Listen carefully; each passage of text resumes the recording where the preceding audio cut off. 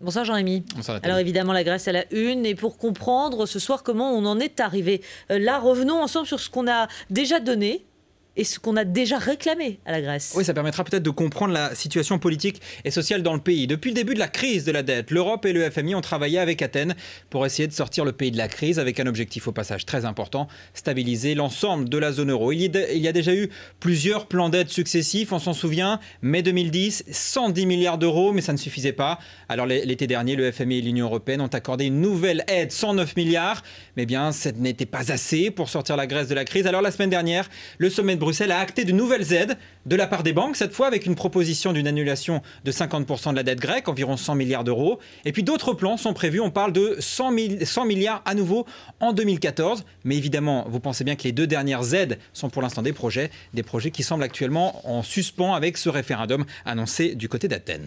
Alors comment ces aides ont-elles été versées? Évidemment, ça n'est pas juste un gros chèque qu'on leur donne en une fois. Il s'agit de versements réguliers, environ tous les 3 mois, de quoi permettre à Athènes de payer ses dettes, ses factures et ses fonctionnaires. Par exemple, en ce moment, Athènes attend un versement de 8 milliards d'euros pour la mi-décembre. Et sans ce versement, eh bien, ce sera une nouvelle fois la faillite. C'est un petit peu une course. Tous les 3 mois, on a toute cette agitation autour de la Grèce. Et en contrepartie, qu'est-ce que les Grecs ont accepté, eux? Des contreparties assez difficiles. On appelle ça rigueur, on appelle ça austérité. Quel que soit le mot employé, c'est très dur pour la population. Quelques exemples: baisse des retraites et des salaires de fonctionnaires d'environ 10%, hausse des impôts, hausse de la TVA et puis un vaste plan de privatisation, 50 milliards d'euros. Le seul problème, c'est que ces mesures de rigueur ont été annoncées, pas toujours appliquées.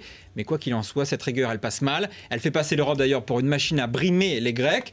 Je vous rappelle que les derniers sondages montrent que 60% des Grecs refusent le plan d'aide de la semaine dernière. Un plan qui, pourtant, normalement, devrait permettre à la Grèce de s'en sortir réellement. Le feuilleton de la crise continue, mais on perçoit mieux un petit peu le sentiment politique et social qu'a à gérer actuellement le Premier ministre Georges Papandréou. Merci beaucoup Jean-Rémy Baudot. Merci.